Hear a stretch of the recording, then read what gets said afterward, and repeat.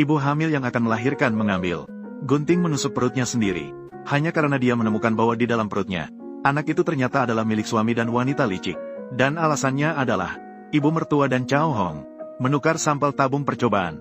Dan keduanya berencana untuk menikah setelah anak itu lahir. Karena saat itu dia pasti sudah mati. Ternyata dia sendiri adalah seorang pasien kanker. Setelah melahirkan anak, dia pasti akan mati. Tapi keinginan terbesarnya adalah untuk memiliki seorang anak dengan suaminya yang mencintainya. Jadi dia memutuskan untuk mempertaruhkan nyawanya demi melahirkan anak ini. Tak disangka ini adalah sebuah penipuan. Selama dia melahirkan anak dan mati, mereka bertiga bisa hidup bahagia. Sungguh rencana yang sempurna untuk membalas dendam pada pria brengsek dan wanita licik. Dia memutuskan untuk menggugurkan janin berusia 7 bulan di dalam perutnya. Karena dia ingin melihat pria brengsek yang menderita oligospermia. Melihat satu-satunya anak dalam hidup ini hilang. Ekspresi apakah itu? Setelah aborsi induksi, saya akan membawa hadiah ini sendiri. Layanan antar ke rumah.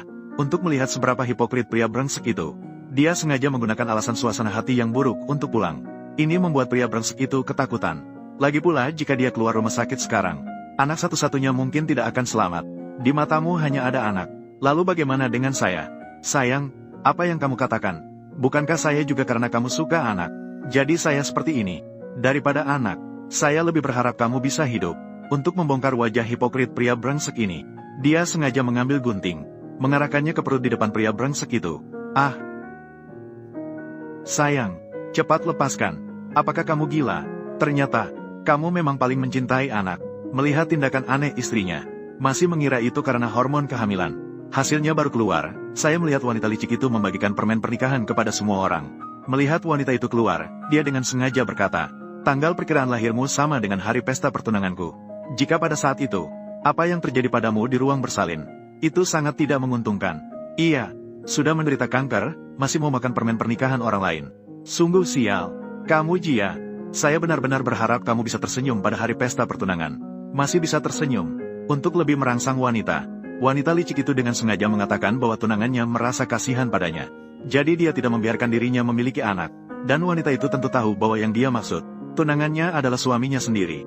Dan pria brengsek itu kebetulan keluar dari ruang perawatan dan melihat adegan ini. Sayang, jangan berdebat dengan dia. Mari kita mundur sedikit. Tapi bagaimana mungkin wanita itu akan menyerah begitu saja? Memikirkan bahwa anak dalam kandungannya adalah anak mereka berdua. Wanita licik itu pasti tidak berani menyentuh dirinya.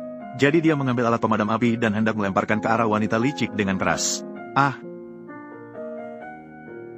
Kamu gila, anak tidak apa-apa, kan? Dan pria brengsek takut terjadi sesuatu pada anak. Dia berpura-pura marah dan menyuruh wanita licik itu meminta maaf kepada istrinya. Wanita licik sebenarnya tidak ingin meminta maaf. Tapi bagaimanapun juga,